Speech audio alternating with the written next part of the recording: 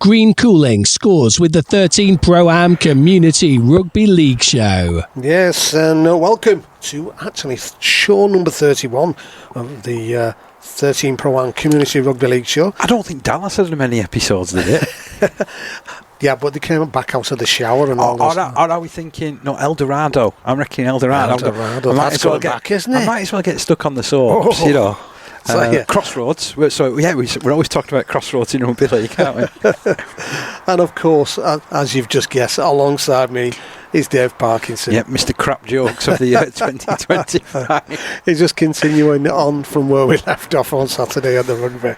It's been a busy programme, and we've got loads to get through. We've got results, previews, talking points, plus our feature match from the conference league. Yeah, as you heard Steve allude to, we were at the St Helens derby at the weekend. So this was Pilkington Rex up against Clockface Miners. There was a big atmosphere there, a bigger than normal crowd that had turned up to that one, and local pride was definitely on the line. I think that's the game that we should focus on first of all. So like I mentioned, we did our commentary from there, and these are the best bits. Clock sailing their way forward down that left hand side. Gerrity handing on down that left hand side. He's worked his way out, and have they managed to get the ball down? I think Johnny Tabern has managed to get the ball down in at the corner. It's a great start for Clock to Palladino. Palladino crashing his way through a couple of challenges. He's about 10 metres out from the line. Simmons to the left. Oh, they worked it perfectly. Yeah, nice that play. was a brilliant ball. And heading in was Andy Napper, superbly disguised on this left hand side. And when it came, it was clinical. There's the fullback Ben O'Connell, keeps the ball moving. Connick kicks across field. It's a lovely kick. Derek takes it on the full. He's put a step on. He stepped again. He's going underneath the post. Beautiful. What a rugby league move. About 20 metres in from the touchline, they continue using that channel, and Lockett goes at Hardman. Hardman gets some support, and good ball. He's got the ball away. Oh, it's gone in. On the 30 minutes mark. Ball smuggled out there, and he's gone into the corner. Tyrese Daly. I think in another realm we'd have been asking for all available angles, wouldn't we? Yeah. Smith onto Palladino. Palladino heading the ball to this left hand side again. Lovely step coming in from Hannon, and a step again, and he's charging for the line, and no one's going to stop him. Lovely try. That's a destructive charge from Hannon. Ball moved to the right. Connick, soft hands for Lockett. Lockett takes on the fullback. He's going right over the top, bounces over another one. He had to make that a real physical effort, and what a run that was from Ryan Lockett. What a try. And it's now 26 points to 4 with the kick to come. Incredibly tough lad, Ryan Lockett. Absolute granite tough. I feel for the lad who is left on the floor, unfortunately. Can Clock get themselves over? Graham works it to the right. Good ball. Handing on for Burke. Burke, has he got it down? He has. Yeah. Bit of a superhuman effort that was from Alex Burke on that right corner. Did ever so well to get the ball down. He seemed to have a whole heap of white shirts in front of him, but he somehow grounds it, and Clock still believe, although they trail by 28 points to 8. Moves it to Morgan. Morgan picks up the fullback. Daniels. Oh, he swerved through 2. Gets the ball out wide. They're going in. Oh, yeah. What a superb try that is for Brandon Lewis. He was running the outside line as Ben Daniels cut through. Daniels made that break look so simple then. He was almost able to swerve and just a little swagger of the hips, and away he went. As that's a crossfield kick. Oh, it'll bounce up in favour of Pilks. There's Key, handing on to Connick, handing out to Callum Derrick to finish. Derrick goes over in the corner. They've scored that from absolutely nothing. Connick in midfield, drifting off left, takes on Graham, who wrestles him down. Had a superb game, hasn't he? Yeah, he has. Him and Kieran Napper, the two old boys. Napper off to the left. Oh, nice feet. And they've worked it down that left-hand lovely side. They're going in.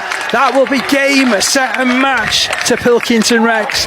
The try coming in from Andy Napper. Really, really well worked. It was all the doing that of Ben O'Connell. He dragged the defence one way and then the other, slipped the pass out, and it ended up being George Hannon who fired the ball out for Andy Napper to score. Coxhill. That's a super carry again. And then the final whistle blows from our match official, and it is a victory this for Pilkington Rex. So remember, in the first half it was 28 points to 4 in favour of Pilks. They've had to withstand one heck of a comeback this second half from Clockface Miners, but ultimately doing the job to make it 38 points to 22. Rugby League's secret weapon, Green Cooling, scores with the 13 Pro-Am Community Rugby League Show. Yes, it was an entertaining game, that one, wasn't it? It was. I think I got quite excited. It was a bit more of a laid-back sort of commentary effort from me at the weekend. Well, it was a lovely day, wasn't it? I mean, right at the very, very end, literally at the very end, we had a little bit of rain, but in the main, it was absolutely glorious. The Ruskin part there was absolutely bustling, because when we got there, there was a bowls or celebrity bowls match on. There was featuring none other than Derek Beaumont and a couple of stormtroopers. Really? Was Derek there? Mm. Oh, yeah. He never came over, does he, when we were giving him a mention at half time? I did see him in the bar before the game, actually. Yeah. So there was that celebrity bowls was on. The cricket was on. There's a cricket match on. There was football on, and there was rugby on. Plus there was a bit of a fair going on. Obviously, for everybody, it was absolutely buzzing. But the game itself, crowd-wise, lovely little crowd in and around, and that banking where we are is ideal for that sort of weather, isn't it? It's the grassy knoll of St Helens, that, isn't it? Yeah. You know, where we have the windy hill at Thatto Heath, that's the grassy knoll, isn't it, of Pilkington Rex. I thought they played some really good stuff at times as well in that. I think as Adi mentioned, that thanks to Adi O'Sullivan for joining us on commentary as well. He mentioned the two old boys at halfback and the way that they linked up and really guided them through. Yeah, they controlled it, didn't they, for Pilks? Connick and Andy Napper, wasn't it? Who were Connick and Kieran Napper, who were very good at. Andy was an omnipresent threat out in the centres, ended up with 2 tries, and you heard there other tries from George Hannon, Tyrese Daly with a smuggled pass that I didn't realise he passed it, Callum Derrick with 2 tries, and I believe it was a hamstring injury which he suffered right at the end after he'd scored his second try.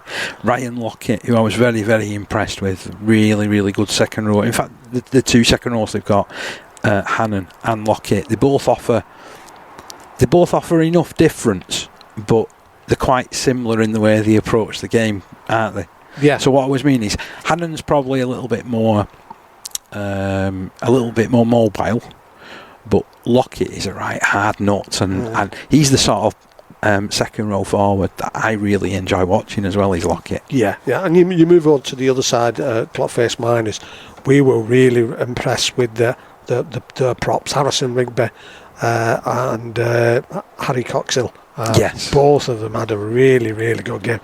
I mean, Rigby, the amount of meters he was making, he didn't take a back step, did he? I mean, the way that Rigby started the game as well, and to be fair, Harry as well, they were making heaps of meters, and it was no surprise when they took the lead first of all through Danny Taburn, and we've seen Danny Taburn now play. Well, I've seen him play in 3 positions this season. I don't know about you, because you've probably seen Clock perhaps a couple more times than I have this year. But I've seen him play hooker, wing, loose forward, and that's it, isn't it? And time and time again, any coach will tell you those types of players, basically the gold dust, aren't they? Because when you've got that headache because somebody can't be there on one weekend or may phone in and can't make it, if you've got those type of guys who can play in those positions, it just eases things a lot easier. Because I know, speaking to Lee Cunningham after the game, I was talking about one of the centres who hadn't made it, who's a regular, had pulled out at the last minute, and as long as you say, you've got people who can drop in and sort of fill those places, it's important. I'd say it was a really entertaining game, wasn't it? I think Clock were always chasing the game after trailing 28 points to 4 at half time, so it always felt a little bit like damage limitation. But when they got it back to 28-22, I believed in them for just a few minutes. And if you remember, I'd wrote them off in the first half. I'd said all they can do now is some respectability. But the same as you said, they did make a fist of it. And it's the thing that's been happening all season with them. And it was a bit of a try against the run of play, which ended up sort of like settling it as far as Pilkington Rex were concerned. But I don't want to take anything away from their first half either. So after Clockface got away to a great opening, Pilkington Rex really played some nice rugby to get on the front foot, scored 28 points. And, but I'm making a habit of going to games and seeing second half comebacks or second half collapses, depending on what your point of view is. But really entertaining game. Loved being over there. Thank you as always to Pilkington Rex for accommodating us as well. Let's have some post game reaction, shall we? Where do you want to start? Do you want to start with the winning reaction? Why not? So I got to speak with John Rees for some reaction from Pilks. Okay, so we've been joined by John Rees right after the game. Got to say, John, what's your thoughts on that one? 38-22 it finished, and it really did ebb and flow, didn't it? It did. I think obviously first half we had a commanding lead, 28-4 I think at half time. And we felt pretty comfortable going in. We knew Clock had come out second half firing, and they did, and made probably a decent game of it towards the end. For us, we scored 38 points against a team that's fourth in the league, so it's difficult to pick a lot of wrongs in that when you're challenging for promotion and they're a promotion candidate with us. For me, it was almost like that game of two halves, though, wasn't it? Because it was like you punished almost every mistake, every penalty which Clock gave away in that first half, and was pretty clinical when you got inside that 20. Yeah, we take advantage of the field tilt. So as the game goes on and as the game ebbs and flows, we have become quite ruthless in the last 6 weeks or so. You'll see the score lines, the scores we're putting on are getting bigger. The lads are playing with a lot of confidence, it's that pleasing element of if you give us a sniff, we're chancing scoring. And then, like you say, there was almost like a complete turnaround of that in the second half, but yet you still did enough to wrestle it back. I don't think our lads were overly concerned, even when it got to, I think it got to 6 points at one time. I don't think they were overly concerned because they knew it was just some silly errors from us, which we can command that, we can control it. If it's stuff that's out of your control, you start to panic. But there was a couple of 6 agains, a couple of penalties that we give away, which were unnecessary. We were confident that we could get that field tilt back in our favour. It ended up being one of those where you must have looked down across the bench at the back end of that, and nobody you could put back on because everyone was like injured. It was some real adversity, wasn't there? No, to be fair, we still had fresh legs on there. Obviously CJ on the wing had pulled his hamstring, but other than him, the others could have gone back on. We were just managing the game time and keeping fresh legs if we needed it. Okay, and I suppose from my point of view, in sort of seeing how Pilks are rebuilding. This is a rebuild that you've been on for like a couple of years now, and this must really please you because of the amount of younger players that you've got coming into the lineup now. Yeah, it is. I mean, obviously we have got some on the wrong side of 30 as well, but there's a core of that squad there, and it were 20, 22, 23, some as young as 19 with Scott and Toppers.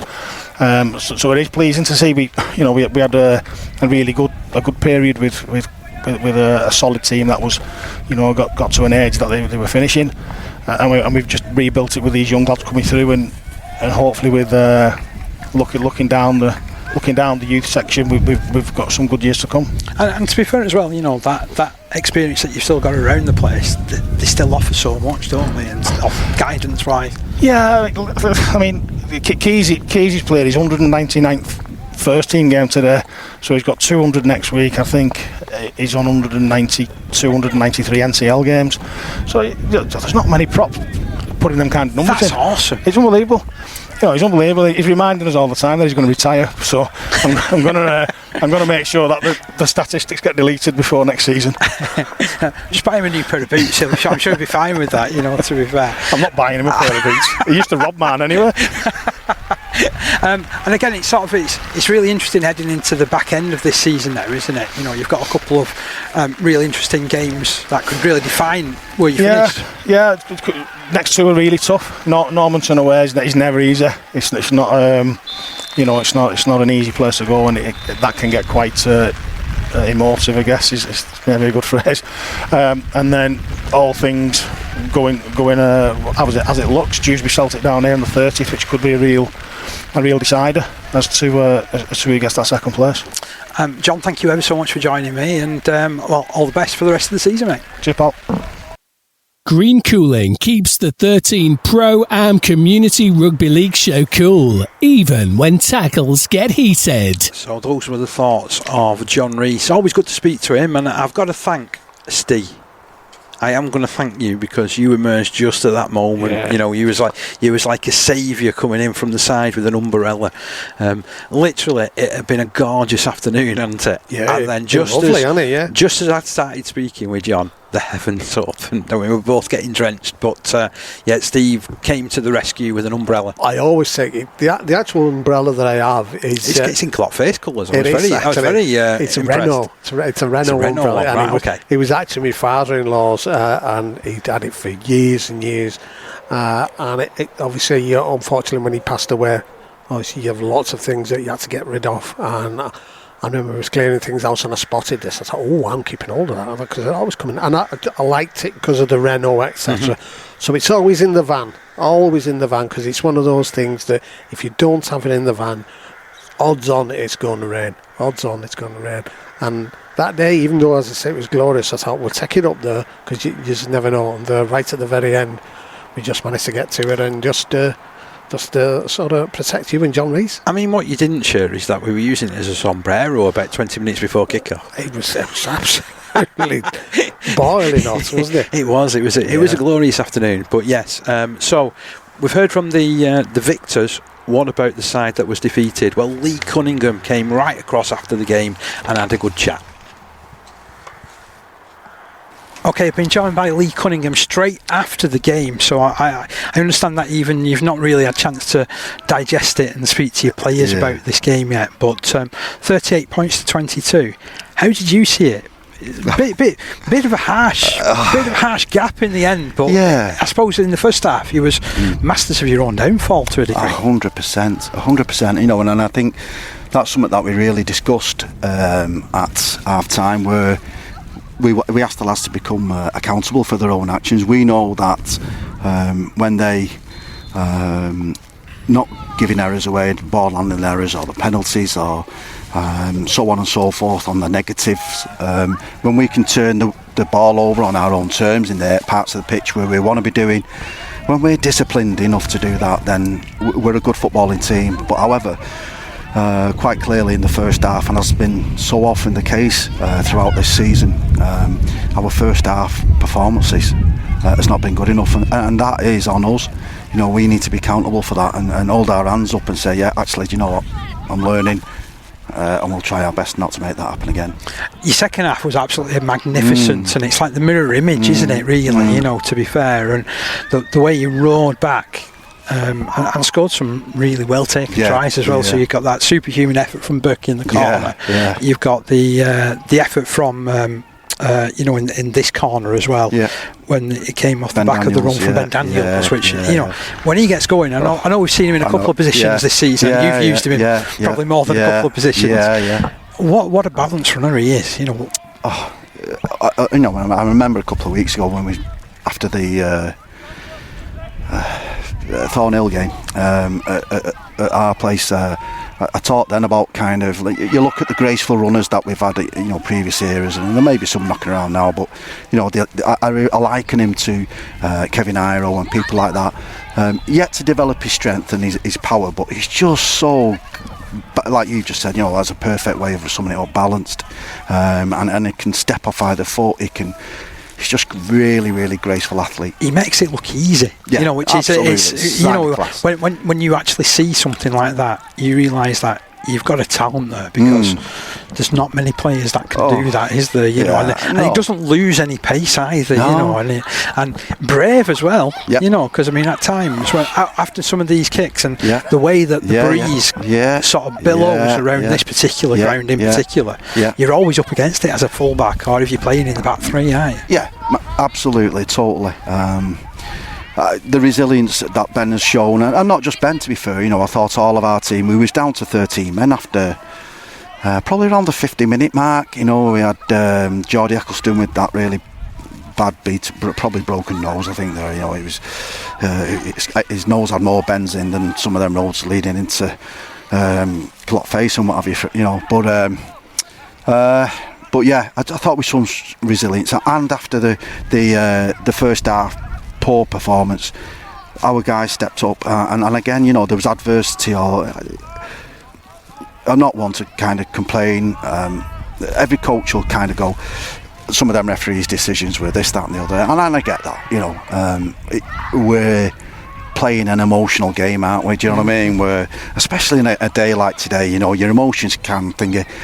So I think at the time they could have been claiming for this penalty or that penalty, and despite that, we still kind of showed a little bit about ourselves, and in that second half put some points on the board and played some lovely rugby, so which they're playing with a clear head then, you know. So and then you get them moments of the game where we talked about the momentum that you can build, and we was on top at that point, and then we had the double injury here, and well, I mean, it's the try that they scored was like completely against the run of play, wasn't it? With the kick over and the chase through. We dominated that set. Don't get me wrong. I mean, that's a fantastic play. You know, and the way they got numbers on the back of it, but it just felt like a real kicker, to be honest. Because at that stage of the game, you know, Clot Face had dominated like half an hour of the second half. That's right. But again, you know, I think we just, you know, efforts I can't knock, and how much was fatigue setting in at that point there, that ironically, like I say, you know, we dominated that play set for five plays. They kick it, they get the bounce, it comes back to them.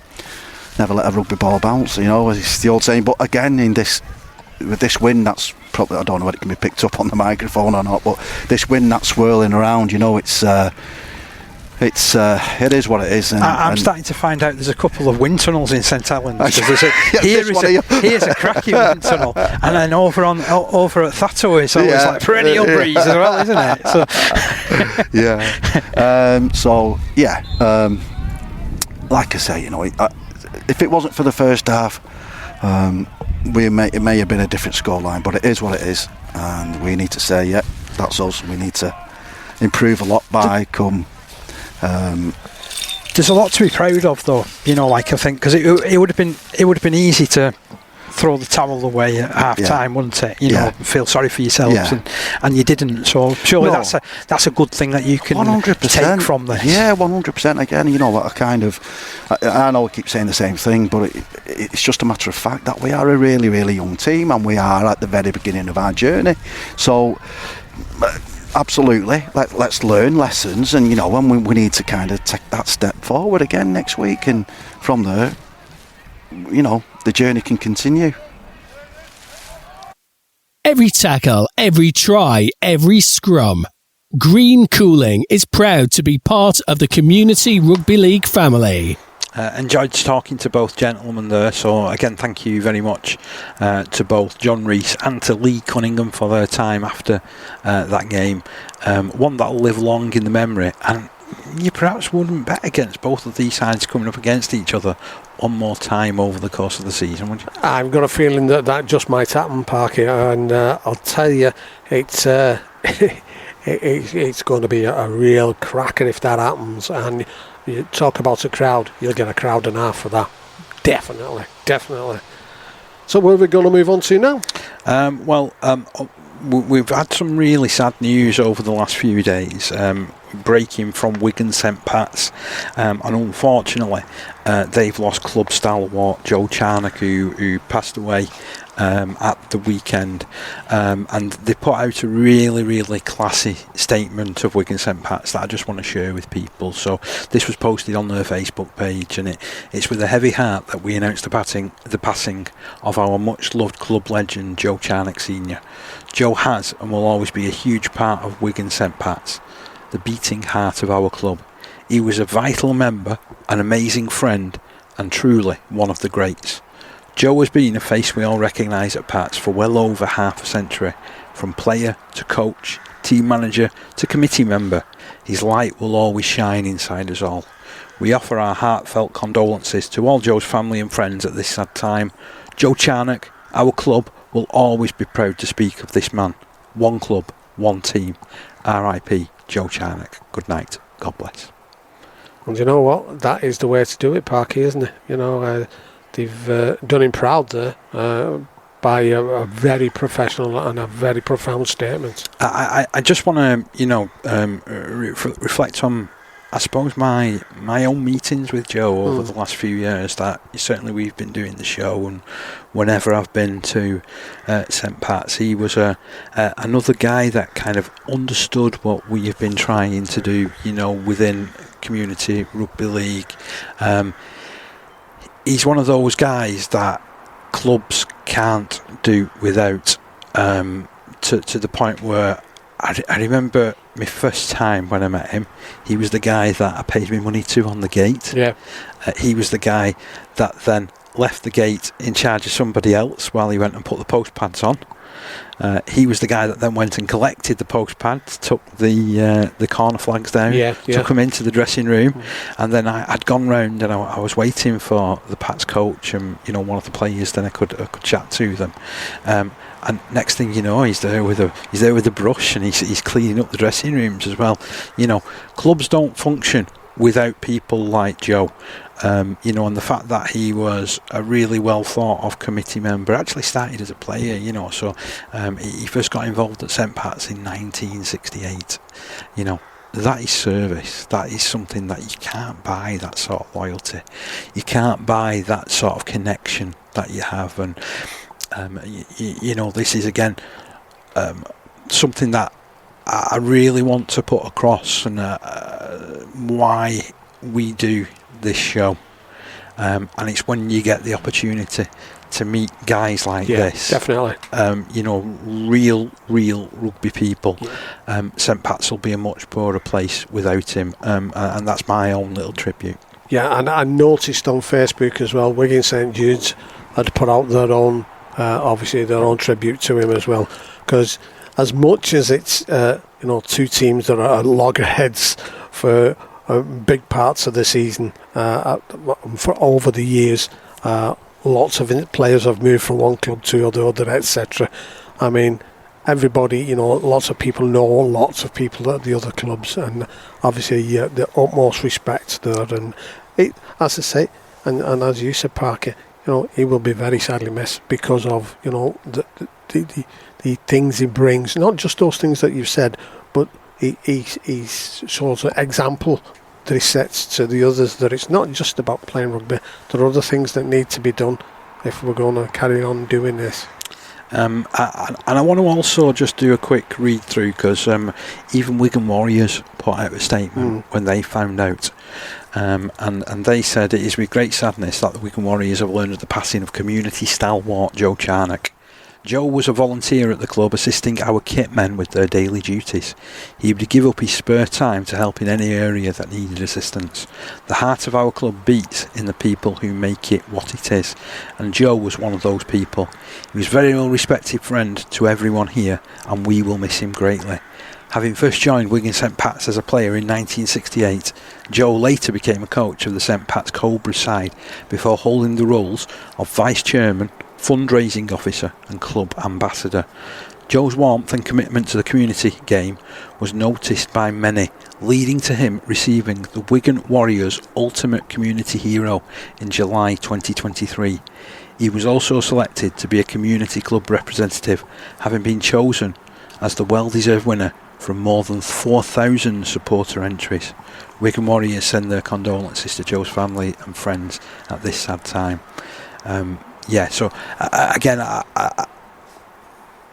For me, those words just say an awful lot and back up the statement that St Pat's put out as well. Yeah, very much so. And as I was saying before, he will be greatly missed by all over there in that area and other parts of rugby league, certainly the community rugby league, who will know him far and wide, having come into contact with Wigan St Pat's as well. Right, moving on to how things have gone on this weekend, Parky. Premier Division roundup. Yes, and I want to start with the league leaders, Siddle. They were at home against York Acorn, and Siddle moved a step closer to the minor premiership with a strong home win against Acorn, opening up a 4-point gap at the top of the table. That could be crucial at this stage. The Halifax outfit, who also topped the standings last year, took control despite a spirited first-half defensive display from the visitors. Siddle led only 10-0 at the break, with tries from Sam Walsh and Oliver Lewis. A minute into the second half, Harry Milnes extended the advantage before the hosts had to contend with the sin-binning of Ben Hinsley for delaying a restart. Rather than lose momentum, they powered further ahead though, through Dan May and Henry Turner. York Acorn replied when Harry Bromwich crossed, with Jake Tattersfield adding the goal. But Siddle closed the game with tries from Jamie Greenwood and Turner again, Harvey Williams finishing with 5 goals, including the last 2 of the match. So the scorers for Siddle: 2 tries from Henry Turner, 1 from Sam Walsh, 1 from Oliver Lewis, 1 from Harry Milnes, 1 from Dan May and 1 from Jamie Greenwood. 5 goals from the boot of Harvey Williams. And for York Acorn, there was a Harry Bromwich try and a Jack Tattersfield goal. And talking about the top of the Premier Division, obviously the other team sort of in and around there was West Bowling, and they were up against Hunslet, who have been in great form of late. So it's going to be interesting to see how things went on there. But it was West Bowling who maintained the push for the top spot with an impressive win over reigning champions Hunslet, who were chasing a 4th consecutive straight victory. The sides were level at 4-4 midway through the first half, with Tyler Dargan replying for Hunslet after Lewis Taylor's early try for Bowling. But 3 further tries from Josh Lynham, Danny Holmshaw and Richard Lum, all converted by Harry Williams, send the hosts into break 18 points to 4 ahead. Williams added a penalty before Hunslet's George Rayner crashed over, and the sin-binning of Danny Sabar for a descent altered the champions' hopes. And Charlie Barrett's late try sealed the deal for Bowling. So scorers for West Bowling, it was Lewis Taylor, Josh Lynham, Danny Holmshaw, Richard Lum and Charlie Bennett. And goals from Harry Williams, it was 4 goals and a penalty. For Hunslet, it was Tyler Dargan and George Rayner with the tries. Meanwhile, over at West Hull, they've kept pace with West Bowling in the race for second, defeating a Wathbrow side that are now 3 points adrift of the playoffs after 5 straight defeats. The Green and Golds were 16-0 ahead at half-time, thanks to a try from Josh Oliver and the first 2 of a hat-trick from Tom Verity. Hornets hit back immediately after the restart through Carl Dixon, converted by Sam Kerwin, but West took control again with further tries from Leon Stewart, Jack Lazenby and Verity's third. Eli Wilkinson kicked 5 goals in what turned out to be a comfortable home performance. So, a reminder of those scorers for West Hull: Tom Verity with 3 tries, Josh Oliver, Leon Stewart and Jack Lazenby with the others. Eli Wilkinson with 5 goals, and for Wathbrow, their sole try coming courtesy of Carl Dixon, 1 goal from the boot of Sam Kerwin. So talking about the top spots, a little bit underneath we had Thatterweath Crusaders and Waterhead Warriors battling out that 4th and 5th spot, and Thatterweath edged out Waterhead Warriors in a thriller, ending the Warriors' 5-match winning run and closing to within 2 points of them in the table. Looking to avenge a heavy 62 points to 16 defeat earlier in the season, Thatterweath raced into a 16 points to 0 lead after half an hour with tries from Kai Siani, Ryan Horton and Sean Kenny. Waterhead responded though with Tim Bridge just before the break and Scott Parnaby early in the second half, both converted by Finn Rogers. Thatterweath struck again on the hour via Jamie Aldroyd, and although Phil Joy powered over the Warriors with 8 minutes left. Pilks adding the goals. The Crusaders held firm for a valuable win. So we had, for the Tatooine Crusaders, Kai Siani, Ryan Horton, Sean Kenny and Jamie Holdroyd with tries. For Waterhead Warriors, it was Tim Bridge, Scott Parnaby and Phil Joy, with Finn Rogers on hand with 3 goals. Yeah, and also Ryan Horton kicked 2 goals in that one for Thato, which ultimately proved the difference there. That's right, yeah. So good win that for Thato. And we talk about being a different animal at home. Yeah, and that's what I was on about last week. Obviously, Waterhead Warriors have been on a cracking run, but you get Tatooine Crusaders at home. They get on a good roll, but it's a good benchmark for Waterhead Warriors that they came back there and pushed them all the way. They're not far off, are they? They're not far off at all, to be fair, at the top of that division, and long may it continue, but it's another win for Thato. If I could say the same about Lee Miners Rangers, I'd be a happier man, but I'm reporting another defeat for them. So Rochdale Mayfield secured their 3rd straight win and moved further from the drop zone with a dominant victory over already relegated Lee Miners Rangers. Miners showed fight early on with tries from Diego Walker and Andy Philbin, one converted by Isaac Hewitt, keeping them to within 14-10 approaching the half hour. But it was all Mayfield from then on.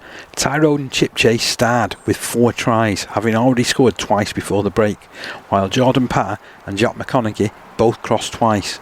Further tries then went the way of Rochdale Mayfield from Max Reisman, Deacon Connolly and Jack Wright, who also landed a goal. Ewan Higgs added 3 conversions as well.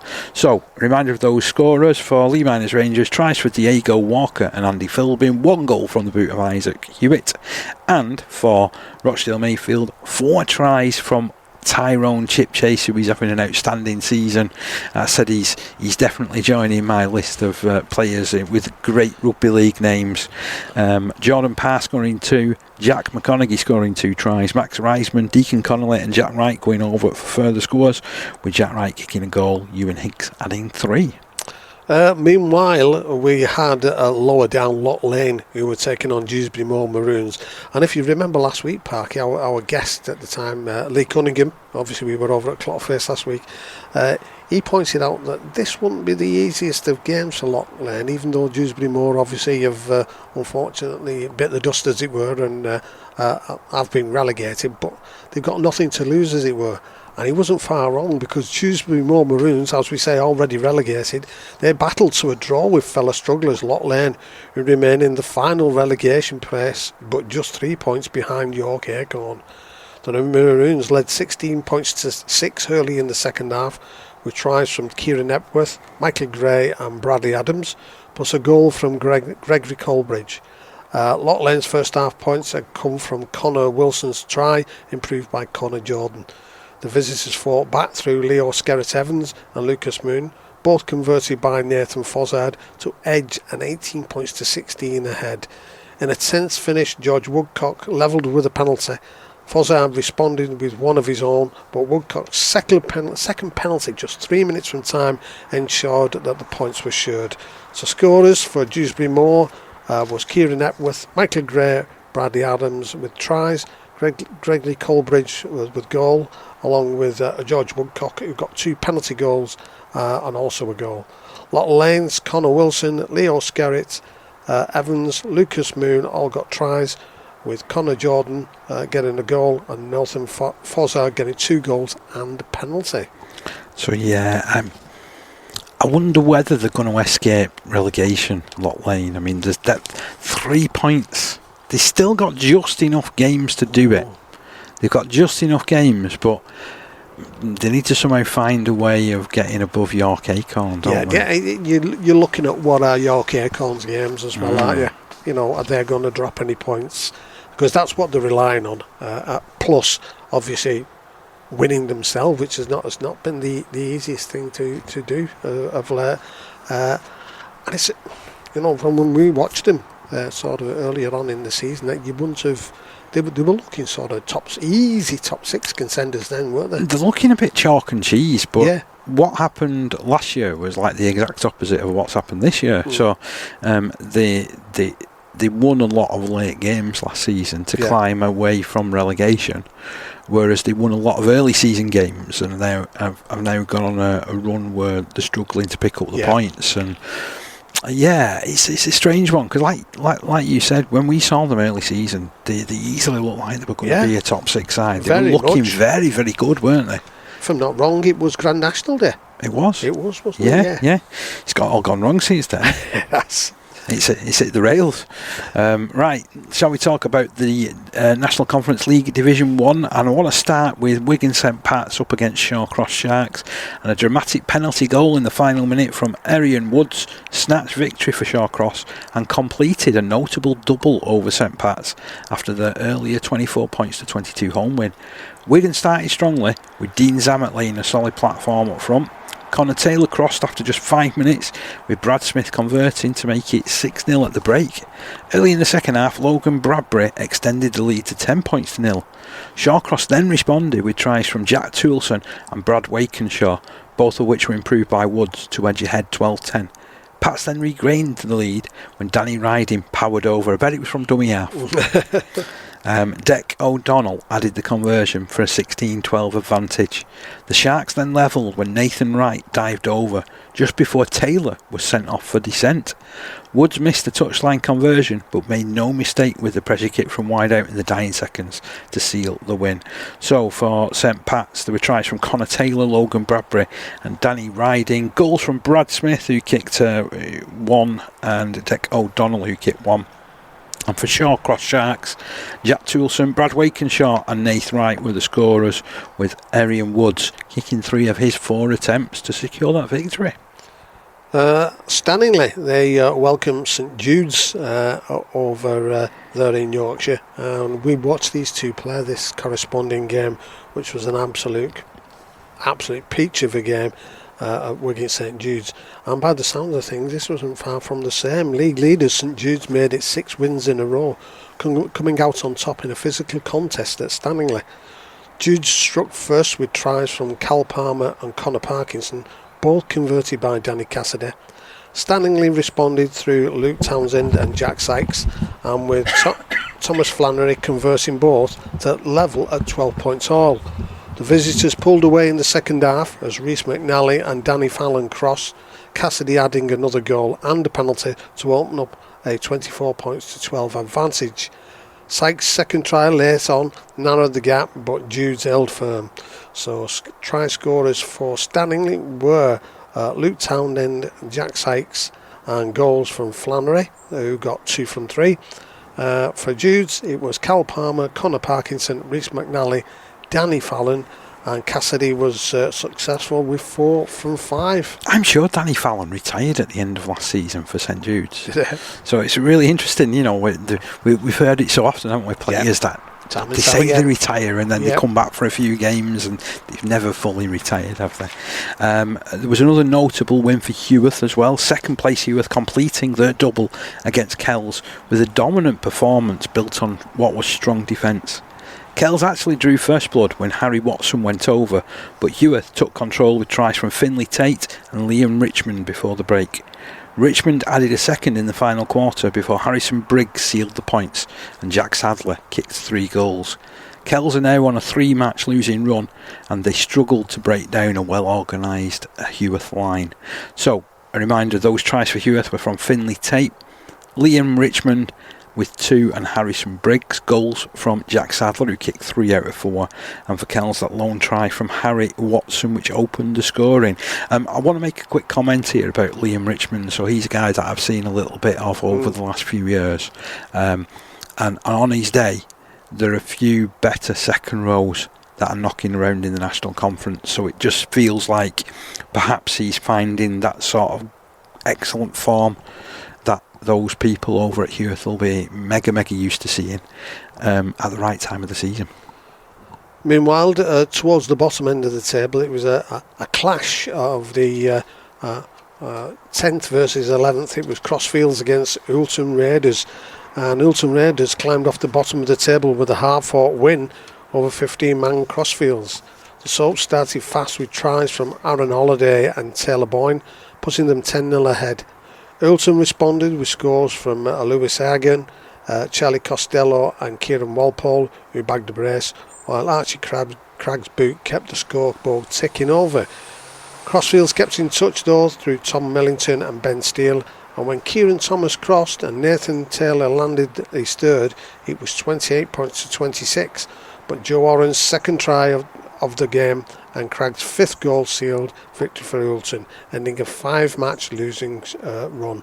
Scorers for Oulton Raiders was Hagan, Costello, 2 for Walpole, also 2 for Horan as well, and goals for Archie Craggs 5 from 6. For Crossfields it was Holiday, Boyne, Millington, Steele and Thomas on hand for tries, and Nathan Taylor was on hand with 3 from 5.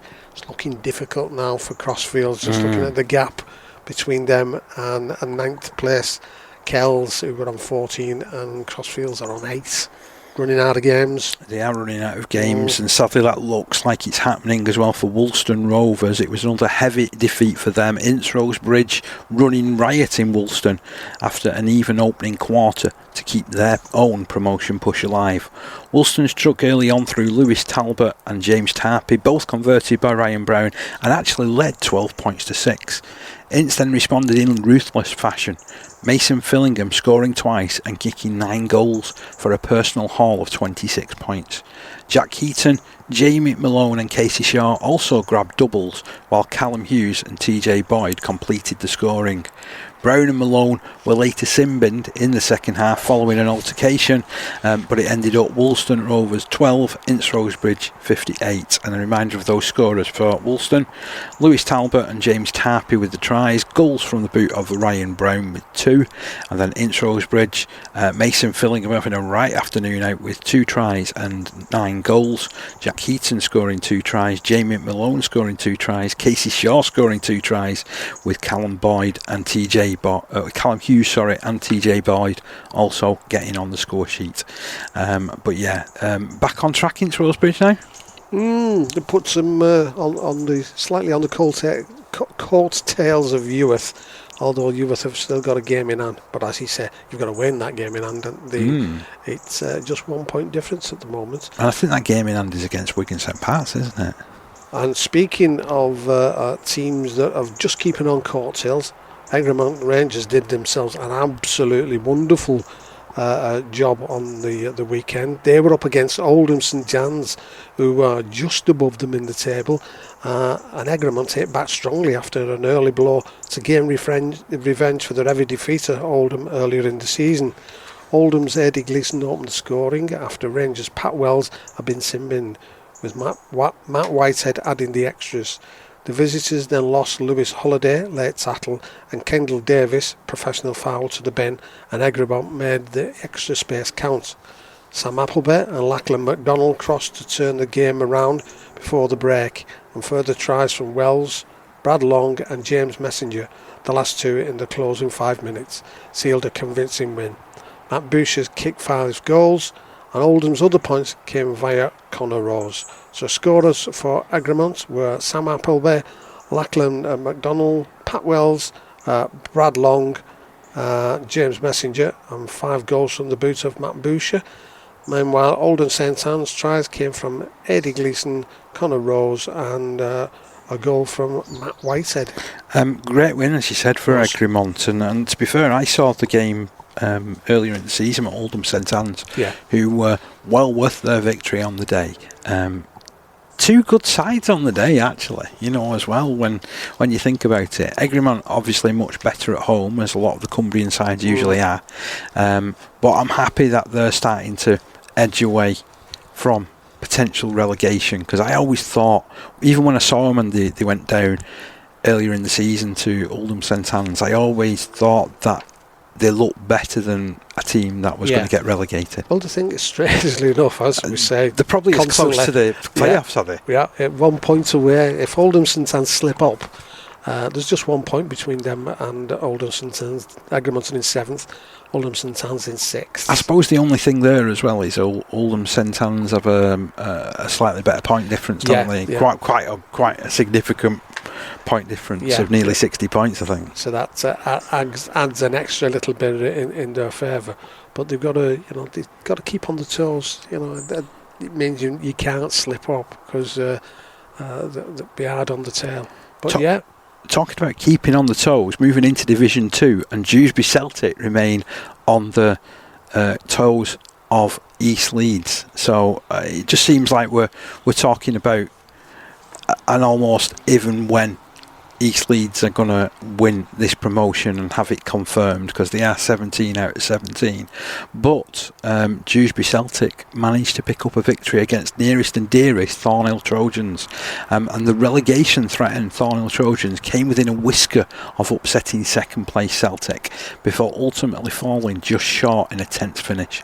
Celtic, who had run out 48-0 winners in the reverse fixture, dominated the first half and went into the break 16-0 up. Tries from Joe Mitchell, Jermaine Akidare and Don Flanagan, plus conversions, 2 of them from Paul Fulston, put the visitors firmly in control.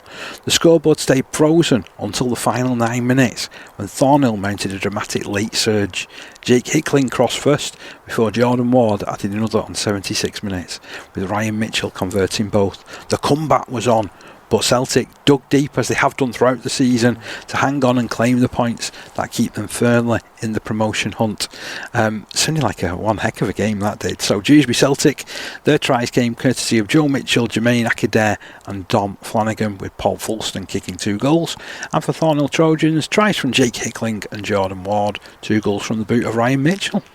And then we've talked about the St Helens derby, haven't we? So moving on. Yeah, it's Barrow Island. They were up against Ensingham, and it was Barrow Island 22, Ensingham 16. And Barrow Island claimed an important win to keep their playoff hopes alive, edging out Ensingham in a hard-fought Cumbrian derby. Barrow raced into a 12-0 lead early on before Luke Charlton got the visitors on the board, with Adam Williamson converting. A strong spell saw Barrow push to 22 points to 6 clear through tries from Finn Dutton Losgurney. We mention him every week, don't we? We do, don't we? Cole McBain and Ollie Holmes, all improved by Ellis Archer, who also added a penalty for a personal haul of 5 goals. Ensingham, though, staged a late rally with tries from Fletcher Holgate and Matt Williams, both converted by Adam Williamson. But Barrow's defensive resolve ensured that they held on to take the spoils. Both sides finished with 3 tries apiece. So scorers for Barrow Island were Finn Dutton Losgurney, Carl McBain, Ollie Holmes and Ellis Archer with 5 goals. Ensingham, Luke Charlton, Fletcher Holgate and Matt Williams, and Adam Williamson was on hand with 2 goals. Yeah, just a quick comment on that. Obviously this was a game where, when they had a couple of penalties, Barrow Island took them. And I do think it's almost becoming, especially when you watch a lot of rugby league on television. Yeah, there's a lot of taking 2 points now, aren't there? Well, I was going to say, they're not taking it as much as they used to. It seems to be something that has fallen, but yet you're quite right, in some of the closer games that we've seen in Super League over the last few weeks, there has been a lot of penalty goals which have been kicked, and I don't think it's ever something that you can totally discount. And obviously Ellis Archer's helped himself to the 5-goal haul there, and that's proved crucial in the end for Barrow Island. So well played to them. And we mentioned that being a Cumbrian derby, despite them being about 40 miles apart. Yeah, if Ensingham could have pulled that one off, they'd have put some real pressure on Clotface Miners there. That leaves them still 2 points behind them in 5th place, Clotford in 4th. From a Barrow Island point of view, they're in 7th, just that 1 point behind Normanton Knights, but they do have a game in hand. Meanwhile, Normanton Knights, they managed to get a win on the road up at Ellenborough Rangers, and that might sound a bit of a foregone conclusion, but it was a close run thing, this. So it was Ellenborough Rangers 18, Normanton Knights 23. Basement side Ellenborough Rangers suffered more heartache as the Knights snatched victory in the dying seconds. Ryan Wilson opened the scoring for Ellenborough, but Normanton hit back with tries from Tom Vanston, Charlie Baker and Jake Crossland, with Crossland converting 2 and adding a drop goal to make it 19 points to 6. Rangers then mounted a superb fight back with Brett Stevenson and Niall Gray crossing, both of which were converted by Stevenson, to bring the scores back within a point. However, just as a famous win seemed possible, Alex Barker went over for Normanton in the closing seconds to secure the night's first win in 5 outings. Crucial win that for Normanton, to be fair. Elba Rangers with tries from Ryan Wilson, Brett Stevenson and Niall Gray. Stevenson also kicking 3 goals. And meanwhile for Normanton Knights, tries from Thomas Vanston, Charlie Baker, Jake Crossland was busy with a try, 2 goals and a drop goal. Alex Barker with that crucial try right at the end. Meanwhile, a tense clash between Driglington and Skirler, 2 sides hovering dangerously close to the relegation zone, saw Driglington strike late to take the spoils. Skirler led early through Nathan Dunn, but Driglington replied with tries from Joe Sheldon, Adam Griffiths and Steve Walton, all improved by Mick Sanderson. Skirler levelled matters at 16 points all through George Thompson and Lachlan Fitzgerald, who also converted his own try. But Driglington finished strongly. Liam Wright crossed 9 minutes from time before Sheldon bagged his second to seal the win, with Sanderson adding the extras. The game was a fiery affair, with Driglington having Liam Wright's descent, Alfie Ward kicking out and Max Lidimore a high tackle, all sin-binned, while Skirler's Dan Baines also saw yellow for a high tackle. So scorers for Driglington, we had 2 for Sheldon, 1 for Adam Griffiths, 1 for Steve Walton, 1 for Liam Wright and Mick Sanderson on hand with 4 goals. For Skirler, it was 2 tries for Nathan Dunn, a try for George Thompson, 1 for Lachlan Fitzgerald plus a goal, and Kieran Smith was also on hand with a goal also. Sounded like it was a lively one for the referee to contend with, didn't it? With all them cards being shown. Was it somebody's birthday? I know. Just backing off slightly, going back to when we did our report on the rugby. Referee for the game was absolutely superb, wasn't he? At Pilks. Yeah, Rees Schofield. He had a very good really game, good didn't he? game, Yeah, he did.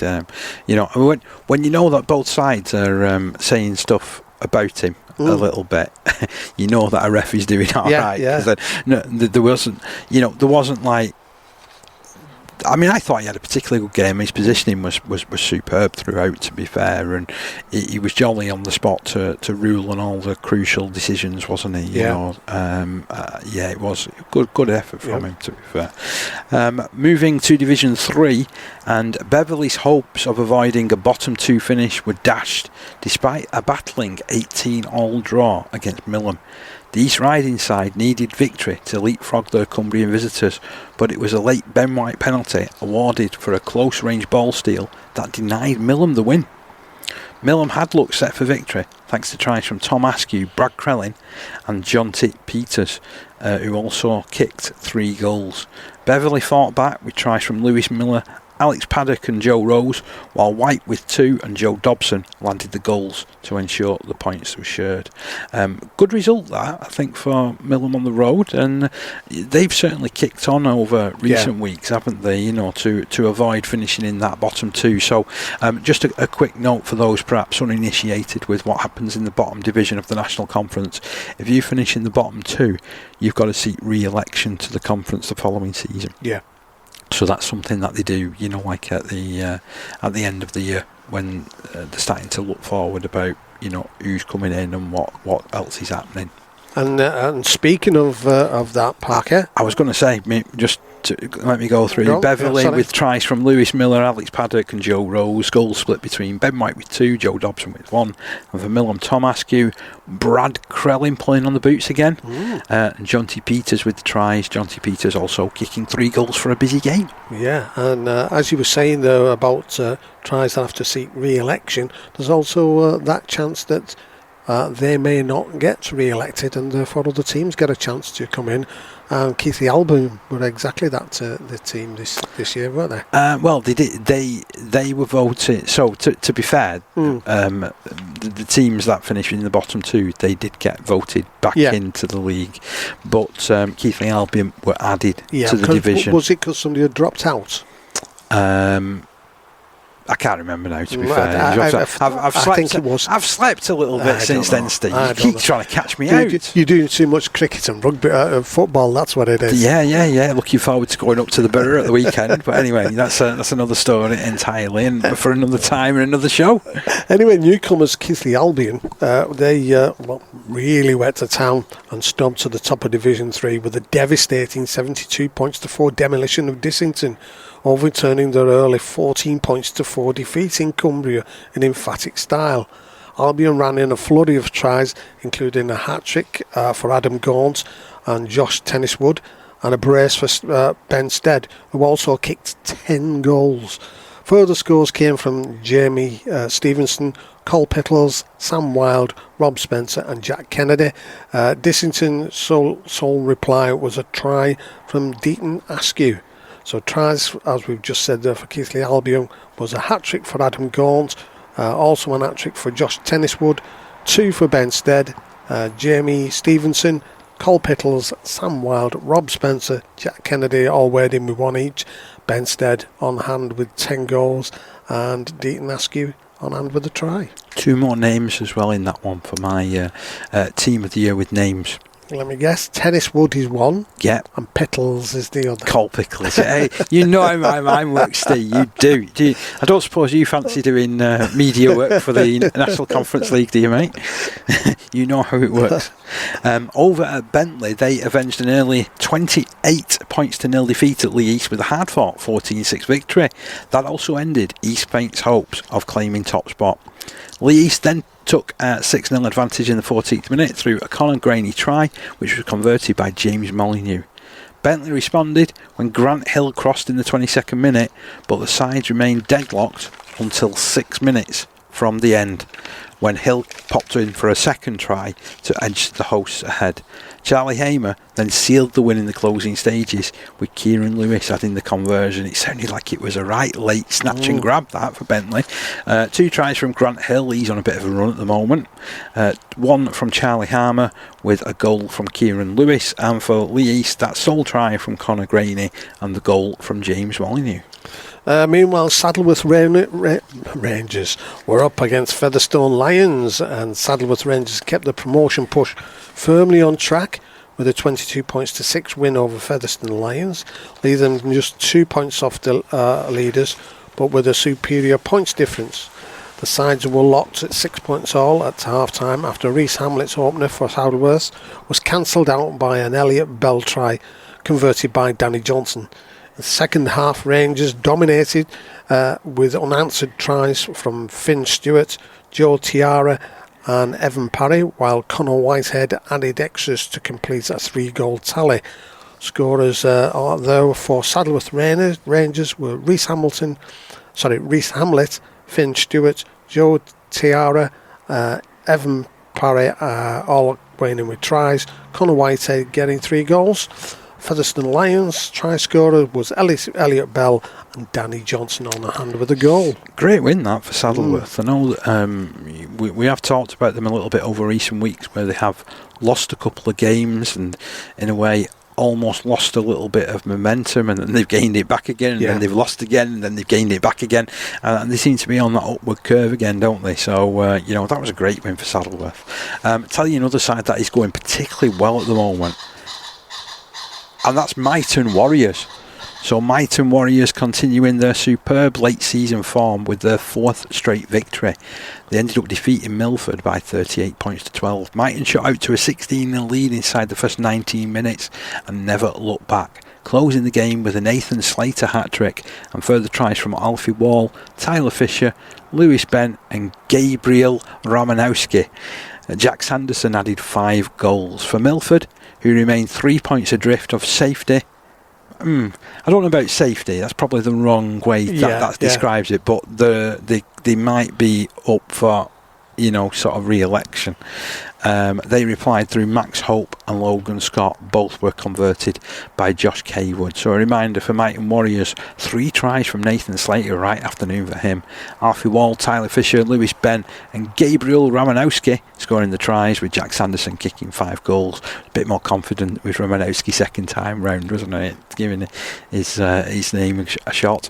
Max Hope and Logan Scott replying with tries from Milford, 2 goals from the boot of Josh Kaywood. And that leaves Division 3 table. Keighley Albion and Bentley sharing top spot on 22 points. Just points difference, 96 to Keighley Albion and 75 to Bentley. Then we got Saddleworth Rangers and Mighton Warriors in third and fourth, both again on 20 points. So all tight there. Lee Easter there on fifth with 16 points, again with Featherstone Lion again on 16 points. So it's all very, you make one slip and it's been a great division this year, hasn't it? Fantastic in Division 3. And remember, because it's a smaller division, we've only got 2 regular season games left. For teams to jostle for position, shall we say. So you've got Dissington there, who are on 14. So if you've got Lee East or Featherstone Lions, if they falter at all, Dissington can rack up their points, a couple of points on the games that are left. They could easily pinch one of those slots. And even if there's a collapse for Lee East and Featherstone Lions and Dissington, even Millham could perhaps sneak into a playoff position, which is unbelievable when you consider at times when we've seen them and they've gone under losing runs and stuff like that. So, as I say, fantastic division that this year. Looking forward to the fixtures this coming weekend, Steve. So, quite a few talking points for us to sort of go through here. So I want to start Premier Division. This one would be a blue ribbon sort of game at any other time, wouldn't it? And I don't think now is any different. Hunslet have gone through their ups and downs this season. They're now looking every inch like they're a playoff contender, and they're up against Siddle this weekend. It's a replay of the final, isn't it? At the end of the day, it's I wondered where I'd seen that before. I think You've got to err on the caution and go with Siddle, haven't you? I mean, I think Hunslet just having a little bit of a stutter last week has made him a bit precarious to Siddle in absolutely superb form.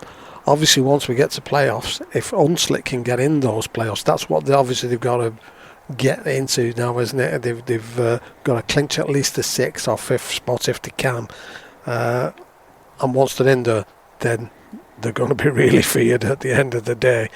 But yeah, I would take Siddle on that one. Yeah, they've won 16 and 19 games this season, haven't they, Siddle? And they also know that West Bowling and West Hull are breathing down the necks pretty closely, and then even just a couple of points back from them, there's Waterhead waiting in the wings as well for anybody to slip up, isn't there? So yeah, cracking really. Hunslet's home form has been patchy as well over the course of the season, so it would really be a statement win if they could get one over Siddle. Oh, very much so. I'm going to go with Hunslet. If you're going with Siddle, I'm going with Hunslet. I mean, if they can do that, certainly this time of the season, it can put the worries in a lot of other teams that they're going to come up against as well. We've got Lee Miners hosting Thatto Heath Crusaders, and where we said Thatto have struggled on the road, I can't see them having as many problems. Lee Miners have bloody quite a number of young players, which will stand them in good stead over the coming years. But just at the moment, for me, they're a little bit too young. Yeah, I agree.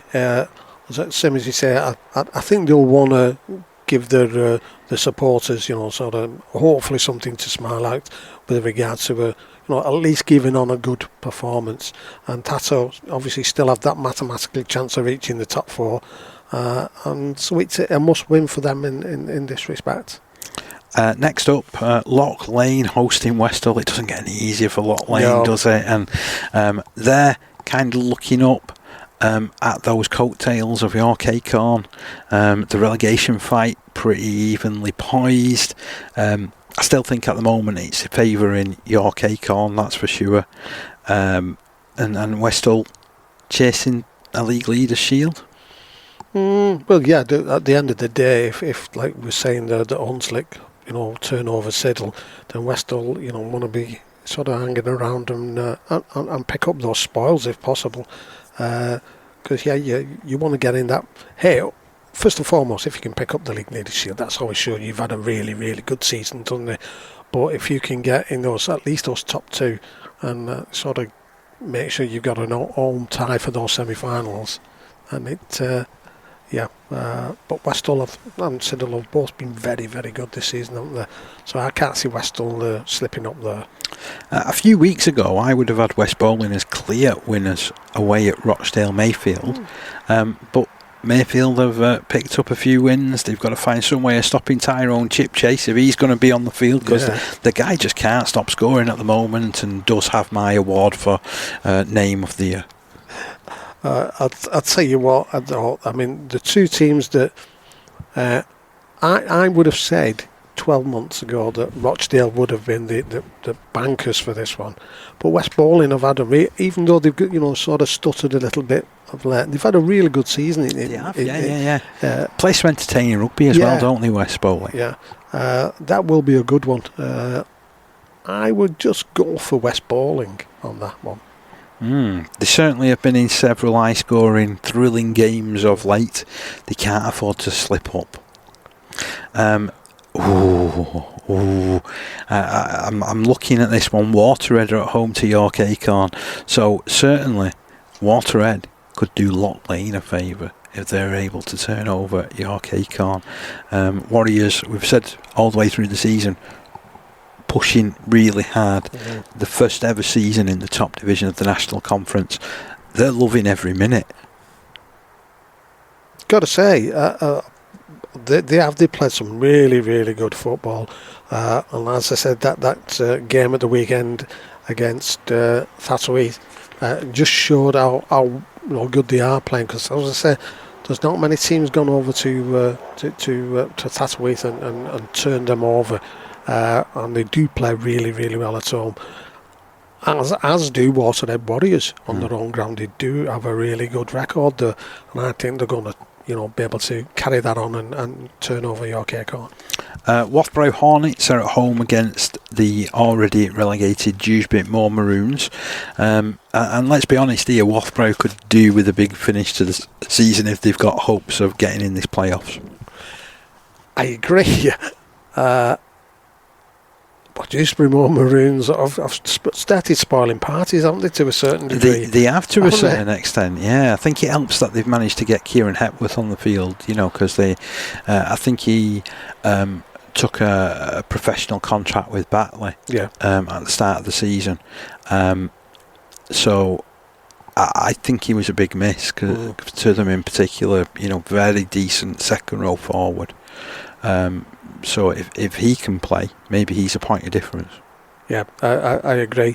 To be honest, I think Wathborough will be the favourites in that one. You'd fancy that because they're at home at Giel Park, and it's a long journey every time you go up to that place. To be fair, and although you're always guaranteed a warm Cumbrian welcome. Yeah. I can't see there being much in it, to be honest. But yeah, I think Wathborough will edge that one. See, we said this, and results will come through. 72-4. Dewsbury what? How did that happen? No, I'm only kidding. Hornets fans out there. No. Right, moving into Division 1. Crossfields take on Stanley. I don't see any luck here for Crossfields. I don't see it changing for them. No. Well, what are they? The second bottom with only 2 points from safety, making every match like a cup final now. Stanley are in the top 4, but still under pressure from Shawcross, so they'll want to keep them off the back. So it's got to be Stanley for me, as much as Crossfield are just down the road here. I still think Stanley played some really, really good rugby. And if Ince-Rose Bridge are hoping to get back in the automatic promotion spots, then they're going to have to go up to Kells, and they'll look at results in places like that come the end of the season as being the difference, won't they, really? Kells have been really inconsistent over the course of the year, but as we've said before, they could still slip into the top 6, couldn't they? Yeah, and on that other hand, it's Rose Bridge. They're 1 point off second. They've managed to sort of get back into that sort of challenge that they were strongly in at the beginning of the season. And that, if they can do that, obviously they want to try and get that chance of getting promoted. Now, Oldham St Helens, they're another side that they're in mid-table, they're safe from relegation, but yet they're pushing for maybe someone slipping up in that top 6 and finding that. But they're up against the Heworth side that is just chalking off the wins and has been particularly consistent over recent weeks. Yeah, and they've been clinical against teams outside the top 4, haven't they? So we've said it all season to a certain point where they said they were the dark horses and they were going under the radar. They've come out and they're firmly on the radar now, Heworth, and it's got to be said that I'd be very surprised if Oldham St Helens come out with that as a win. And the next one, Shawcross Sharks against Egremont Rangers. I think that you've got to go home form here. Egremont haven't travelled well at all this season. That's just my gut feeling about this one. Yeah, it's going to be close, this one, because I think Egremont will be buoyed from that win last week, very much so. On much the same though as Shawcross Sharks, they'll be bubbling there. They have an advantage, as you say. I'm just going to double check the table. Actually, I want a dead quick look at that league table for that division, if I may. So yeah, we're kind of like we're looking at that, and Shawcross are sitting in 5th. With 20 points, and Egremont are 7th with 16. So, a win here could put Egremont in with a shout of a top 6 berth, and that would be a very welcome finish to the season compared with how it's been, and the fact that they got relegated from the Premier Division last year. Yeah, well, it is as well, when like we've just said, Oldham St Helens against Heworth. But certainly I've said that I think Heworth will turn Oldham St Helens over. That means that if that happens, Egremont could jump Oldham St Helens. Oh, it's going to be, do you know what? It's right to the wire with these games, isn't it? It certainly is. And then there's really a bit of a top v bottom game between Wigan St Jude's and Alton Raiders. I know we talked about Alton picking themselves up off the bottom with that, crucial win over Crossfields, and they still have 10 league points to play for, the Alton Raiders. But I don't fancy the chances up against Wigan St Jude's, and to be fair, Jude's themselves only need, I think, either 2 or 3 wins from the last 5 games of the season to secure promotion, which would be back-to-back promotions, and then they're in the Premier Division next season. And hey lads, we could be in for a storming season next year. I'll tell you. I can't see Jude's getting turned over at all. It'd be a real shocker, wouldn't it? Oh yeah, because they play really, really well there. And we've seen some cracking games there. Alton Raiders, as we were saying, a young side who were, don't mind getting stuck in. They certainly did against St Rose Bridge, and I'm certainly they'll do exactly the same against Wigan St Jude's. But I think Jude's will have too much in the tank for them. Finally, in Division 1, Woolston Rovers hosting Wigan St Pats. Where's your thoughts on this one? Well, if you'd have said to me a couple of weeks ago this game was on, then it'd have been I would have and ahed, but I think Wigan St Pats are just, sort of, as much as they didn't win at the weekend, they're sort of getting back to some sort of, sort of closer matches, and I think Woolston Rovers found the season totally difficult, full stop. St Pat's are mid-table, but mathematically still have a shot at the playoffs. It obviously relies a lot on other results, but I can see Pat's edging this one. Certainly can. And into Division 2, Clock face Miners up against Ellenborough Rangers, so they'll be hoping to bounce back to winning ways. I'm just looking at Ellenborough Rangers with they've got 4 games left, so they're not mathematically relegated yet, but results this coming weekend could see them drop into Division 3. Clock at home. We've seen them again. Another team play really, really well. They get a good crowd behind them. They're pushing for that. To put some pressure on Pilks, who are above them, and really sort of try and cement the place at least, very, very least third place. Still got a couple of games to overturn, but they'll want to make sure that Ensingham are well off their tail as well. Then it's a clash of the top two in Division 2 this weekend. Dewsbury Celtic up against East Leeds. These are the sort of games that we live for to talk about, isn't it? So East Leeds still unbeaten. They've scored over 800 points so far this season, but Celtic have an absolutely superb home record, and B, the defence has absolutely been superb.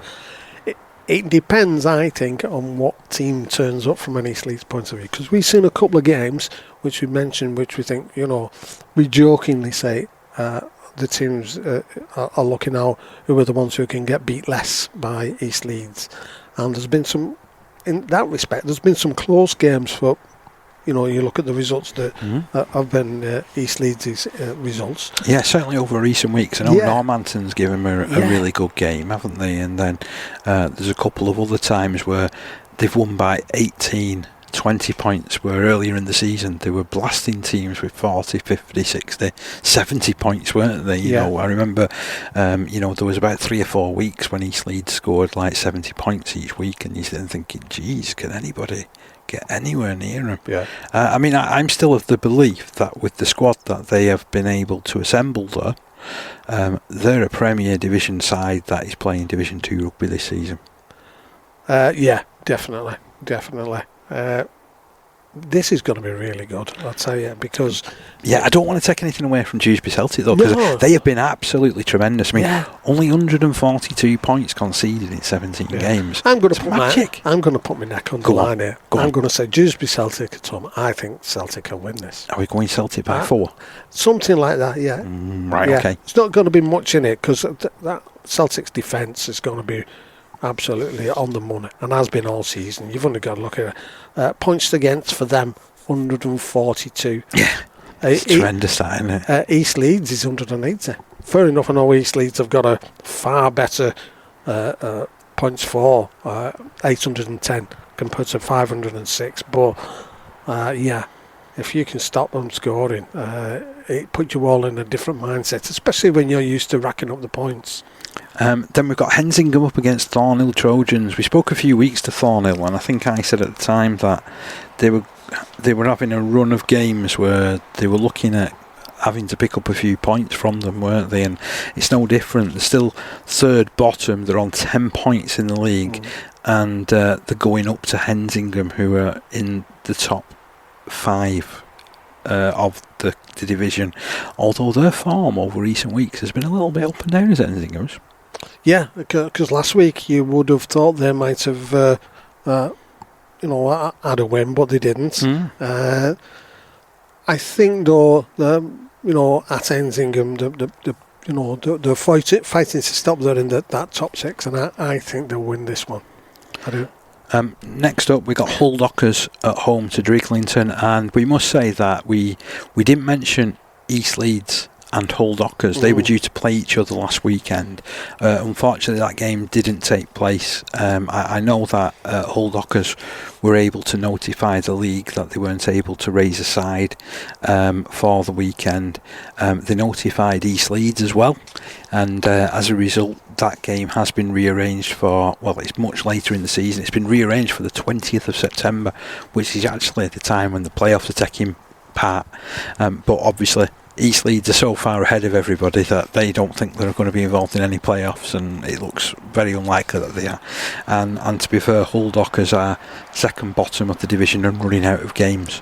But they're at home against Driglington, a Driglington side that has entertained without doubt this season, scoring over 300 points but conceding nearly 500. So again, we've talked about, and joked a little bit at times about Thatto Heath being inconsistent. Yeah.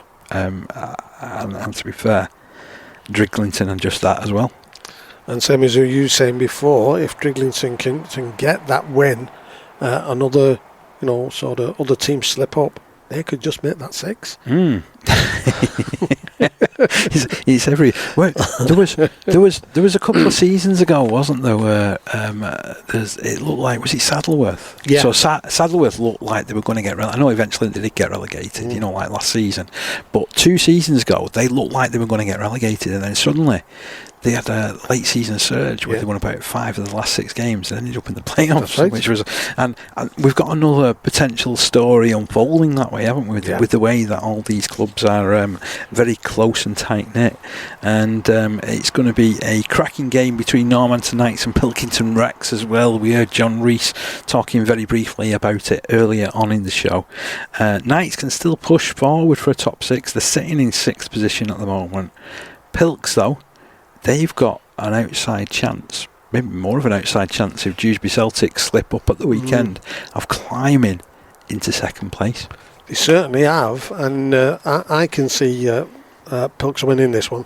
They're on a roll at the moment. I think, obviously, I think they might be missing a couple of players from the weekend because we saw. There was Callum Derrick came off with an hamstring, we believe. Problem. Which I'd be very surprised if he's, to coin the phrase, up and running for Saturday. You cruel man! Oh, cruel. No, but it would.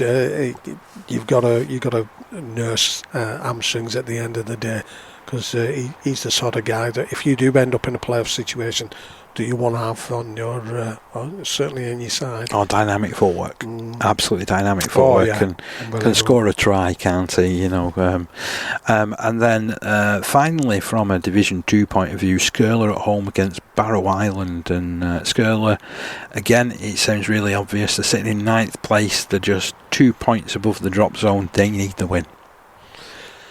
They do, and Barrow Island, though, at the moment, since we were talking them, obviously having the problems the other week when they had to cancel the game, they've put together a couple of good wins there, and I think they'll go on. I think they'll win that one. Division 3, Bentley up against Mighton Warriors. Your thoughts on this one, Steve? Top 4 clash? It certainly is. Bentley having a really, really good season. They obviously are the joint top with Keighley Albion. At home, I've got to go with Bentley. Both sides are on 20 points. Just no Bentley are on 22, aren't they? Mountain Warriors just 2 points below. But I've got to go with Bentley. Okay. Beverley up against Featherstone Lions. So the Lions, as we said, another side that's chasing that playoff berth, currently sitting in 6th position.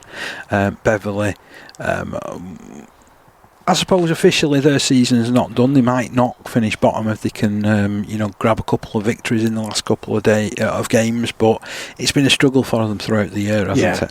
It certainly has, and I can only see Featherstone coming away with a win, though.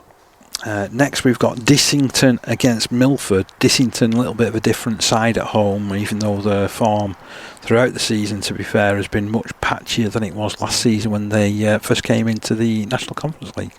Yeah, again, home form I think will take Dissington through here.